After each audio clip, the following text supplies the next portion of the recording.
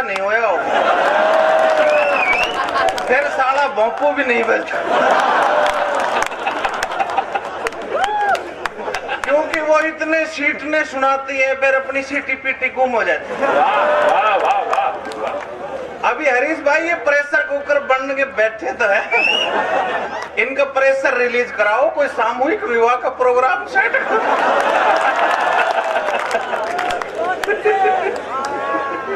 बहुत बढ़िया, ये पब्लिक बड़ी अच्छी है, ये तो डायलॉग ही चेंज कर देती है। साला कोई कुछ सुनाना है वो सुनाएगा, कुछ गड़बड़ कर देती है उसको। बहुत अच्छे लोग हो तुम। मेरी आवाज तो आ रही है ना भाई? देखो आओ जी मत आओ, शादी के बाद इतनी निकल पाए। और ये मौसम भी गजब का चुना, थोड़ी और ज्यादा ठंड होती तो कुल्फी जम जाती, मेरी तो मटका कुल्फी जमती और मैडम की सॉफ्टी जम जाती।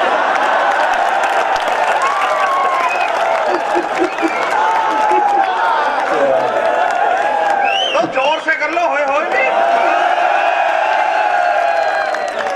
इसमें और सारी मस्ती करो, सीटी मत बजाओ, कभी सम्मेलन में सीटी नहीं बजाई जाती। हाँ, ये तुम्हारे चक्कर में ये सीटियां बनी है, कुचामण गंगापुर सिटी, जिसकी मन की भावनाएं कुचली गई वो साला कुचामण सिटी का, और जिसको गंगा जी पूरे घाल का है वो गंगापुर। नहीं बढ़िया। इस सिटी में क्या है कि शास्त्र बताते हैं कि शरीर में 10 द्वार है।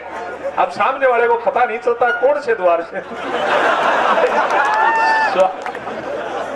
और भाई साहब ये बात सही कही हरीश भाई ने, कौन से द्वार अब गिनाएंगे नहीं हम, है ना? चलो ये सारे डायलॉग बदल देते हैं। अभी भाई साहब के डायलॉग भी बदल रहे थे, ये बेचारे एक छोटी सी बात कह के कितना मशहूर हुए। एक बार जोरदार ताली बजाओ सर के लिए। इनके मैं घर गया हरीश भाई, तो इनके बालक यूं सो रहे थे। मैं गया, मैं कहा भाई ये क्या है अड़का? बोला ये एक छोटी सी बात। थोड़ा बड़ा बालक था, बोले ये थोड़ी उससे बड़ी बात, ये उससे बड़ी। फिर वो भाभी जी आ गई, और मैं कहा ये क्या है? बोला ये बात का बतंगड़ है। हमने जानबूझ के हरीश भाई ने जरूर इधर बैठा रखा है मेरे पास, बोला तू पकड़ कर रख, क्योंकि अगर ये मैडम के साथ बैठा देते तो एक टेक्निकल समस्या आ जाती। ये आदमी बहुत भावुक है क्या हो? ये आदमी इतना भावुक है, और जब भावुक हो जाता है तो लिपट के रोता है।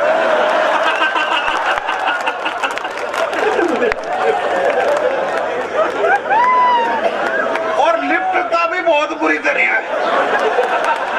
अजगर है लिपटन में, सारी हड्डियां तोड़ देता है।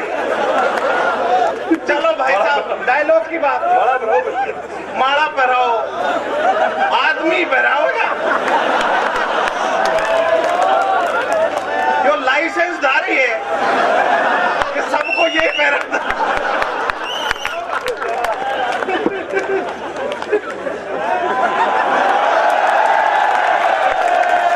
लिपट कर। अब तुम डायलॉग चेंज करा, वो छोटा छोरा बड़ी बात बता, बड़ी बात मैं बताऊंगा, बड़ी बात। कहाँ गए वो लाला? मोटू बेटा, बड़ी बात तेरे समझ में नहीं आएगी पर बताता हूँ, क्योंकि समझदार और घने हैं।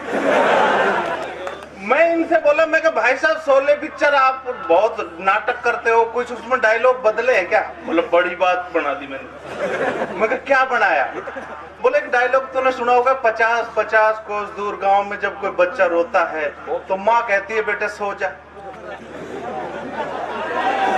अब ये डायलॉग बड़ी बात में बदल गया कि 50-50 कोस दूर गांव में जब कोई बच्चा रोता है तो माँ कहती है बेटे सो जा, सो जा, सो जा, सो जा, नहीं तो तेरा बाप सो जाएगा।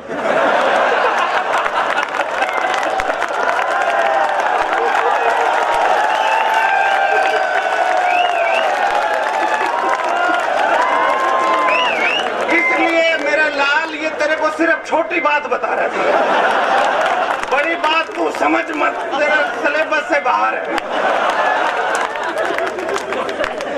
छोटी बात का आनंद ले मेरा लाल, बड़ी बात मत बस। अब ये माइक वाला बार बार छेड़ रहा है। सही है, बहुत सही है। ये इसकी आदत हमेशा पड़ जाती है। सुहागरात के टाइम मिसेज को कह रहा है कि hello hello my testing, hello hello my testing. वो बेचारी तंग आ गई, 3 बजे बोली दूसरे टेस्टिंग ही करता रहेगा, ये प्रोग्राम भी देगा।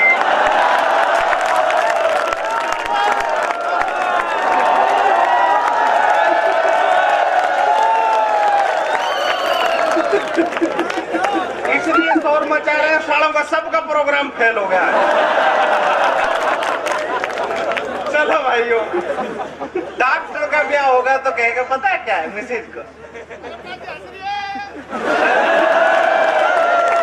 तू दांत निकाल ले जम्बूरू लेके, पैसे भी नहीं देगा किसी को। अपने दांतों की बात करो, देखो भाई साहब का दांत, भाई साहब पारस जी तो दांत नहीं जेसीबी लेकर ढूंढ रहे हैं। किस आदमी की नौकरी भी छून जाए तो ये पी पे प्लेन करता है, दांतों पे मत। अपन कुछ नहीं, जैसे भाई डॉक्टर का ब्याह होगा तो मिसिज को जस्ट नजदीक बैठेगी, कहेगी जी मुंह खोलिए, मिसिज बेचारी खोल लेगी, फिर कहेगा लंबे लंबे सांस लो कुत्ते की तरह, फिर कहेगा जीभ आगे, हाथ आगे कर, हाथ आगे करके उस पर दवाई लिखेगा, फिर दरवाजे की तरफ दूसरा आ जाओ। अब इसको साले को बताओ 2 बजे दूसरा कहां से। वकील का ब्याह होगा, वकील का ब्याह होगा तो कहेगा जो कहोगी, जो कहोगी सच कहोगी, सच के सिवा कुछ नहीं कहोगी। मिसेज ने सच बोला, सुबह तलाक हो गया। अच्छा, सवाल ऐसे ऐसे करते हैं लोग ऐसी फर्स्ट नाइट को, कंडक्टर भी खड़ी सड़क, बोले क्यों, बोले एक सवारी और आ। ऐसे सवाल कुछ नहीं करने चाहिए। फर्स्ट नाइट ही लोग कहते हैं तेरे बता कितने बॉयफ्रेंड थे, तो हरियाणा की मिसेज थी बेचारी कुछ नहीं बोली, दूसरे दिन 45 रुपये और थोड़े चावल के दाने ले आई। तो बोले जी आप मेरे सवाल पूछ रहे थे ना मेरे कितने बॉयफ्रेंड है, बोलो बस इतने। बोलो तो ये 45 रुपए क्या इस चीज के, बोलो 1.5 किलो चावल बेच भी तो दी। चलो ये सब बातें बकवास अपन इसलिए करते हैं कि जुड़ने की बात है, लेकिन दोस्तों मैं कहता ना चाहता हूं कि हम दो हमारे दो, माँ बाप को बाहर फेंक दो। ये सही है, बिल्कुल मैं तुम्हारी बात से सहमत हूं। अब इसको आके अच्छी तरह सुन ले। ज्यादा समझाते हो कवियों को, बीच में बोलते हो। तुमने बीच में बोलने की आदत है, तुम्हारे पड़ोस में तो बालक भी नहीं हो रहे होंगे। ठीक है, बीच में नहीं बोलते थे। हम दो हमारे दो, माँ बाप को बाहर फेंक दो, पर जब जब ये फार्मूला दोहराया जाएगा तो 4 का योग ही आएगा, और माँ बाप को फेंकने वाले एक दिन तेरा भी नंबर आएगा। चलो भाई, ऐसे ऐसा छोटा बालक मेरे भी है, बोला पापा अपन तो है ना, मैं बोलूंगा जब मैं ही बोलूंगा, दूसरा कोई नहीं बोलेगा। मैं फिर कुछ कह दूंगा, देखते फिर तू रोता डोलेगा। मेरा छोटा सा बालक ऐसा 5 साल का मेरे को बोले पापा ऐसा केक लाओ मेरे जन्मदिन का, जिप्सी जैसा, पुलिस की जैसा। अब मैं लाया, उसको फ्रिज में धरा। अब जब जब मैं फ्रिज खोलूं कदे उसके टायर गायब, कभी हेडलाइट गायब, कभी साली रेड लाइट गायब, कभी बम्पर गायब। भाई हद तो जब होगी जो लेडीज सवारी आदि खा गया। ऐसी औलाद है, बिल्कुल मेरे ऊपर गए, कन्या राशि 97। लेकिन भाइयों फिर वो गुब्बारे फुला रहा है। अरे मैं कहा फूंक कर दिया, दूर जा, मैं तेरे को मैं फुला के देता हूँ। फिर वो फुला रहा बड़ा गुब्बारा जिसमें चांद तारे डालते हैं ना, उसको डाल के जैसे फुलाया थोड़ा सा, अरे मैं कह रोने क्या कर रहा है, वो घबराता बहुत है। हाँ! सारे चांद तारे उसके पेट में। अब मैं घबरा गया, मैं कहा एक ही औलाद है और लड़का बड़ी मुश्किल से होता है। पता नहीं कितने जंतर मंतर। भाई मैं डॉक्टर को लेके गया, डॉक्टर साहब बोले क्या कर रहा था, अरे मैं को केक खा रहा था। बोला तो अब घबराने की जरूरत नहीं है, सुबह केक के साथ ही बाहर जाएगा। और अब वो केक बुझा रहा मोमबत्ती। अब 2-3 बार उसने फूंक मारी, फिर भाई साहब उसका साइफन सिस्टम उल्टा, फूंक मारे पीछे से निकल गया।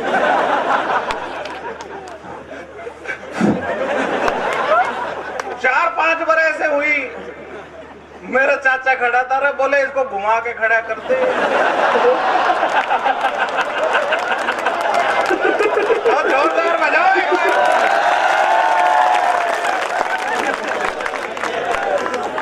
बेटे मैं ये सब बात इसलिए कर लेता हूँ, मैं तुम्हारे बीच से एक हूँ, मैं बिल्कुल जमीन से जुड़ा हुआ आदमी हूँ और मैं दावा करता हूँ आप में से सबसे ज्यादा जमीन से जुड़ा हुआ मैं हूँ, क्योंकि मेरी दादी का नाम मूड़ी देवी है और मेरे दादा का नाम आलू राम है।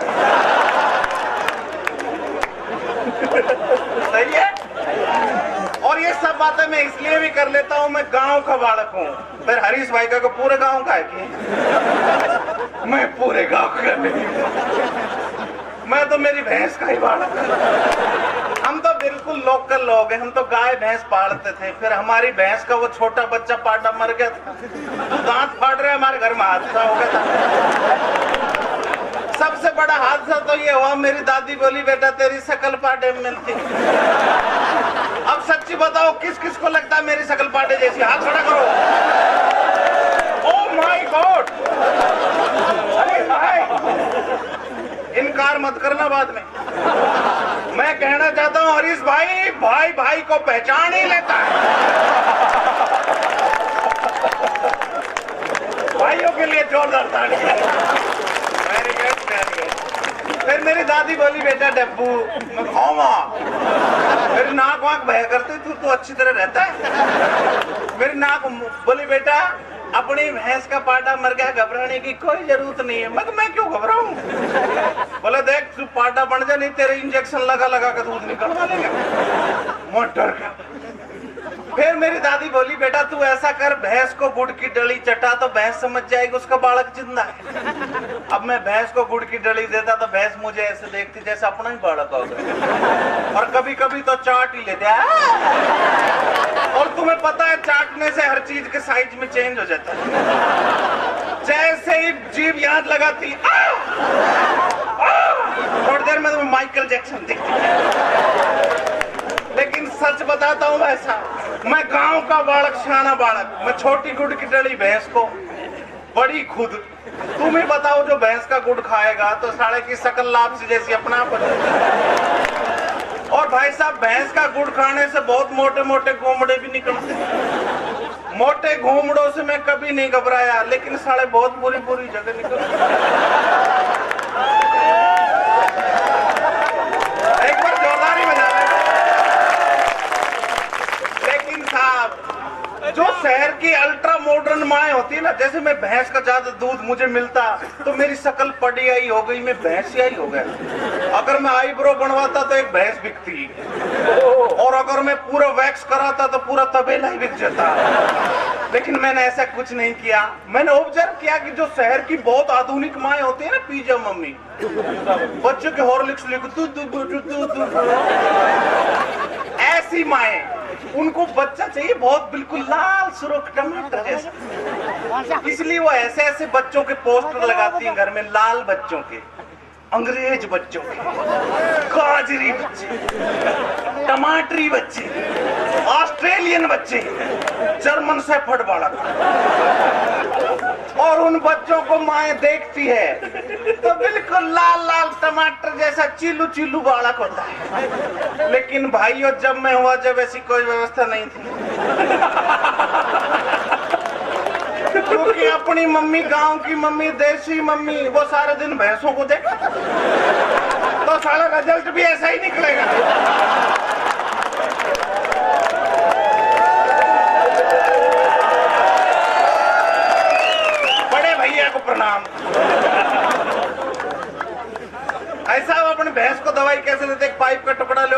उसमें गोली रखो, भैंस के मुंह में टिकाओ नाड़ और फूंक मार दो। मेरी दादी बोली बेटा डब्बू, तो मैं छोटा सा बालक नाक वाक बैठ दूंगा। बोले बेटा अपनी भैंस का दूध बढ़ाए, ऐसी गोली ला। ऐसी गोली ला के जैसे ही मैं भैंस के मुंह में रख के मारने लगा फूंक, सच बता रहा हूं मेरी पाव फूंक, भैंस की 25 किलो फूंक। भाई साहब मैं तो प्लानिंग ही बना रहा था हरीश भाई, इतने में तो भैंस ने सांस ले दिया। असली हंसी तो इस बात पर कि गोली किसकी थी? दूध बढ़ाने की है। बनी किसके लिए थी? भैंस के लिए। और गई कहाँ थी? पाटे के। अब बेटा गोली तो गोली अपना धर्म निभाए। हाँ तोजड़ी भेड़ी, मैं मिनट मिनट में टॉयलेट। भाई साहब मेरे पूरा एकदम यूं पूरा घर में सड़ांध उठ रही। पहले मेरे कब्जी हो रही थी, सफलता नहीं मिल रही थी, फिर सफलता कदम चूम रही।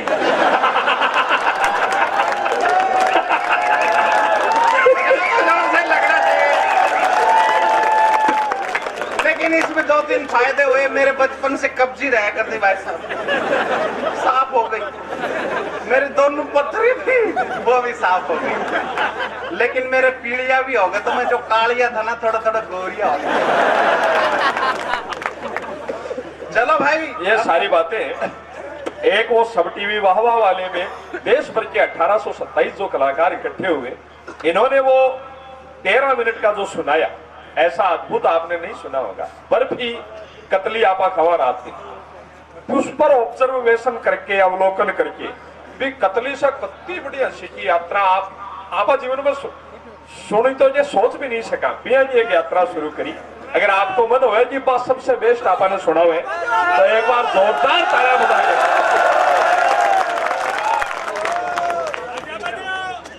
आवाज बर्फी। देखो सबसे पहली बार मैंने बर्फी जब चखी थी, जैसे आप जैसा बढ़िया पढ़ा लिखा अच्छा आदमी हमारे घर आया था, मेरे बाप की अंतरात्मा जगह करती जब अच्छा आदमी घर आए ना, इन खातर बर्फी ले भाई, नमकीन ला।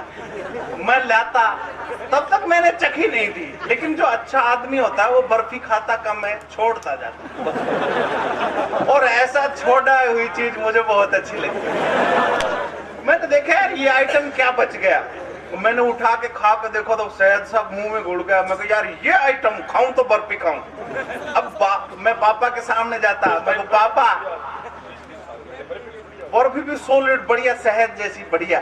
लेकिन मैं पापा से कहता, जैसे कोई मेहमान ऐसे भी होते हैं जिनको पापा को मेरी तरह चाय भी नहीं पिलाना चाहते, सूगला आ गया बिना नहाया जाए, तो मैं उसके सामने ही पूछ लेता, मैं को पापा इसका तर बर्फी लिया। अब किसी के बाप के सामने कोई मेहमान आए और पूछ ले बालक, तो बाप मना थोड़ी करेगा, लेकिन बुरी सी शक्ल बना के दे लिया। उनकी ये वेदना मुझे जब समझ में आई जब मैं खुद बाप बना, क्योंकि ये बच्चे ऐसी ऐसी डिमांड करते हैं। फिर मैं भाई पाव बर्फी ऑथराइज था, लेकिन मैं लाता आधा किलो। मैं दुकान पे हलवाई के बाप का नाम लिखवाने में अपने क्या जाता। अब बर्फियां लेके मैं ऐसे सुनसान रास्ते से चलता जिसमें कोई मिल नहीं जाए। फिर मैं इधर उधर देखता, पैकेट खोला, एक बर्फी तो तेरी मेहनत की पड़ती है। एक दनी गपदनी देता तो मजा आता। फिर मैं सोचता यार ये अकेली जी बात किससे करेगी, एक और खा ले। ऐसे करते करते पाओ जी पेट में। आओ बहन करवा चौथ की कथा। उसके बाद में घर में सबसे छोटी प्लेट ढूंढता जिसमें आप नमकीन डाल दो तो बर्फियां बुरक भी दो तो काम चल जाए। उस प्लेट को ले जाके बैठक में मेहमान के सामने टेबल पर रखता और खुद जंगले में खड़ा होकर कड़पता, अब ये साला सारी नहीं खा जाए। और कई मेहमान ऐसे होते हैं बेसब्रे, वो दोनों हाथ से खाते ही, सलाद हो चाहे कुछ भी हो, औलाद खा जाए वो। मतलब वो इतने खतरनाक होते हैं, प्लेट पाड़ के खा जाए। लेकिन कई मेहमान वाकई आप जैसे बढ़िया अच्छे समझदार लोग होते हैं, वो ऐसे बर्फी खाते हैं थोड़ी सी ऊपर से ऊपर से। इसको दूसरे शब्दों में कहो तो ऐसे खाते हैं जैसे बर्फी की मांग भर रहे हो। जाओ जीवती रहो, सदा स्वागत रहो। मेहमान I love very much, 3 much 4 much मगर मच, ये अच्छे मेहमान होते हैं। लेकिन भाई साहब उसके बाद सीन बदलने लगे। आप सीन देखना, आप मैं जैसे हलवाई की तुलवा के घूमता, छोटा भाई खड़ा मिलता है, तुलवाली के अरे मैं कहा पार्टनरशिप तू तो लास्ट तक से देख। घर आता तो जो पीपे के पीछे छुपाई होती थी, फिर मैं अपनी सिस्टर से पूछता, मैं जी जी यहाँ कुछ मैंने सामान रखा था। बोले भाई घर में मूसा बहुत हो गया। फिर मैं सोचा कि तो असली मूसी तो तू ही है।